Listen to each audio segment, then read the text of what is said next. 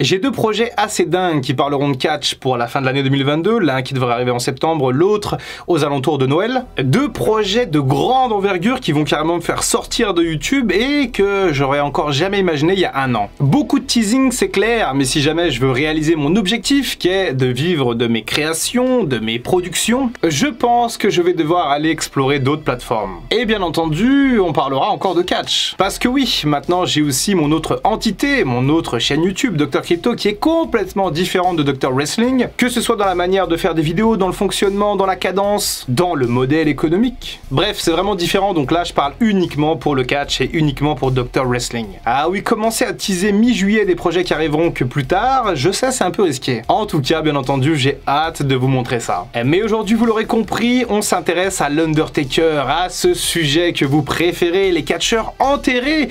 Et aujourd'hui, on s'intéresse donc du coup au Phenom, au Deadman, un catcheur légendaire qui est connu pour avoir mis en avant aussi beaucoup de catcheurs, on y viendra dans quelques mois, mais qui a aussi par la force des choses enterré d'autres talents. Et on commence immédiatement par Mohamed Hassan. On est alors en 2005 et Mohamed Hassan représente une jeune star, un nouveau talent assez bon dans le ring, et il représente en fait un citoyen américain avec des origines du Moyen-Orient. Sauf qu'on est en 2005, c'est-à-dire 4 ans après le 11 septembre 2001, mais aussi dans l'année où il y a eu des attentats à Londres. Du coup, la WWE a l'idée de changer la gimmick de Mohamed Hassan en faisant un changement de gimmick qui va le rendre heel, bien entendu, qui va le faire détester auprès du public américain et qui va tout simplement ruiner sa carrière. Une seule apparition du coup et une seule rivalité contre l'Undertaker en 2005 lors du pay-per-view Great American Bash et un enterrement en bonne et due forme pour Mohamed Hassan. Mark Kopani, du coup de son vrai nom, a ensuite quitté le monde du catch et est revenu un petit peu dans le circuit indépendant, mais je trouve ça extrêmement dommage.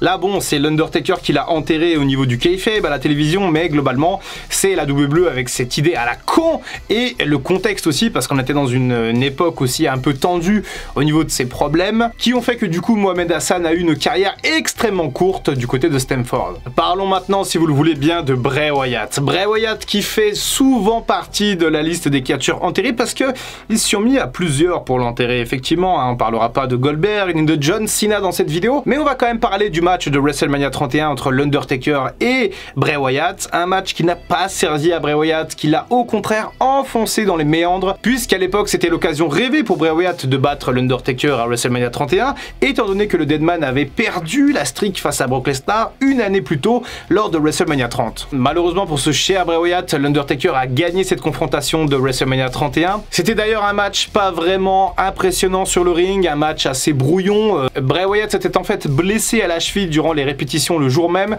donc il catchait de manière un petit peu compliquée, on va dire, il n'était pas à 100%. Et on a eu ce match en plein jour à l'époque à San Francisco à WrestleMania 31, c'était pas du tout le bon timing, pas du tout le bon choix, puisque que ce soit l'Undertaker ou Bray Wyatt, on est sur des gimmicks sombres, des personnages de ténèbres un petit peu, et donc là catché en plein soleil, ça a fait que le match était pas vraiment bon et ça n'a pas du tout aidé Bray Wyatt. Et on dit parfois que certaines défaites sont comme des victoires, et bah là c'est pas du tout le cas, ça n'a strictement pas servi à Bray Wyatt. Parlons maintenant de CM Punk qui a été enterré 2 fois par l'Undertaker. Et oui, d'abord en 2008, puisque CM Punk cash-in son Money in the Bank sur Edge, devient champion du monde poids lourd, mais dans les coulisses, on explique que CM Punk est encore trop jeune, qu'il n'est pas assez bon pour être champion du monde, et parmi les vétérans qui s'en prennent à CM Punk du coup dans les coulisses, on a l'Undertaker qui est en tête de liste, et qui est la légende la plus respectée des vestiaires en 2008, et qui n'aime pas trop ce gamin, la CM Punk, qui a l'air assez arrogant, qui avec ses tatouages, ses piercings,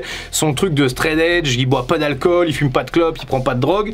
L'Undertaker, ça lui plaît pas trop, en lui, en bon texan un peu redneck. Il aime pas trop qu'un petit mec de Chicago comme ça fasse un peu la leçon dans les vestiaires et en plus soit champion du monde. Et donc CM Punk va connaître un premier enterrement en 2008 puisque l'Undertaker va lui ôter très rapidement ce titre de champion du monde poids lourd. Une manière de dire hey petit, calme-toi, t'es encore personne. Et malgré tout, cette rivalité entre CM Punk et l'Undertaker est plutôt bonne en 2008. Même si c'est pas vraiment bon pour CM Punk puisqu'au final il se fait délester de son titre et de ses chances concurrence par la suite, le Punk de Chicago va pas trop mal s'en sortir et va réussir à rebondir en allant feuder ensuite contre Edge et Batista. Et CM Punk va être enterré une deuxième fois par l'Undertaker 5 ans plus tard, en 2013. Entre temps, CM Punk est devenu une véritable star, il a prouvé au monde entier qu'il est capable de tenir la WWE sur ses épaules et il a été champion pendant 434 jours, avant d'être enterré par le Rock une première fois, puisqu'il perd au Royal Rumble son titre de champion WWE et ensuite il repère à No Way Out face au même Rock, et l'hécatombe se poursuit à WrestleMania 29 avec une victoire clean de l'Undertaker face au Punk de Chicago,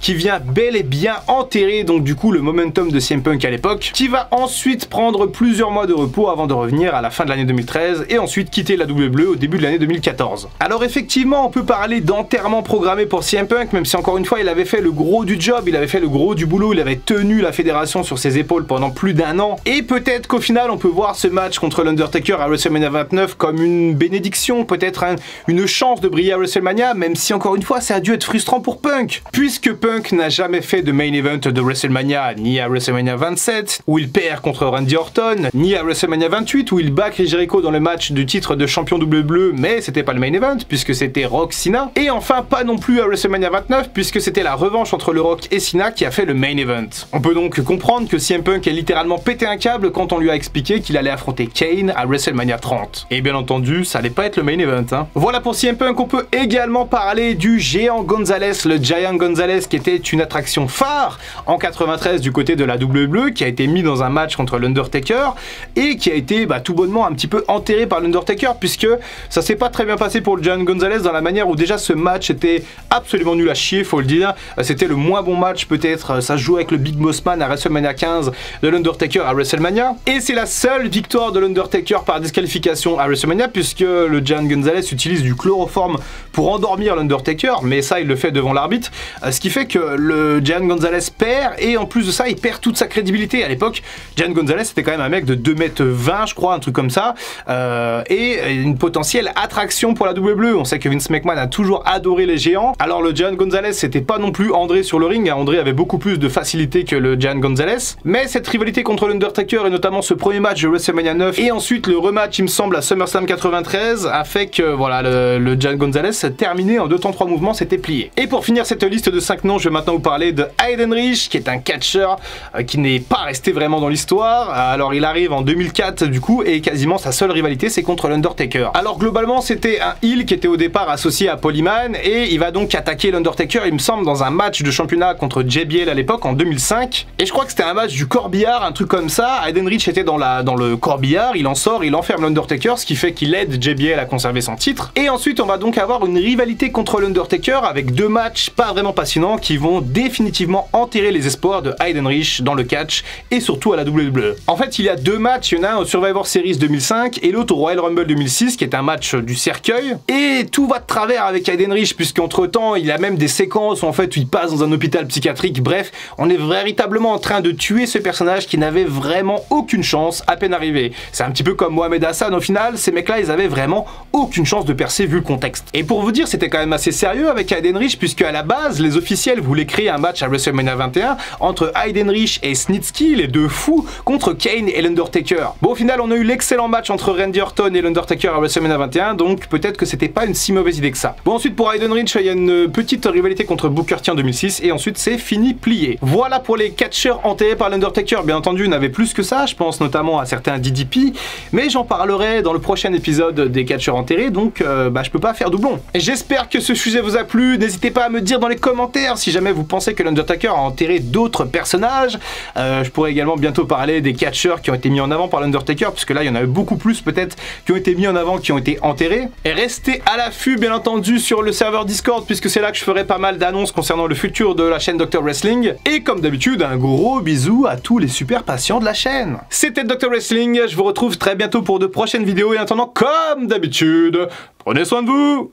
I can feel the blood creeping up from the heathens. Got will, got fight, got pride, got reason. If they wanna go eat, then you know I'm gon' feed them. If you're coming for me, hope you're ready for a demon.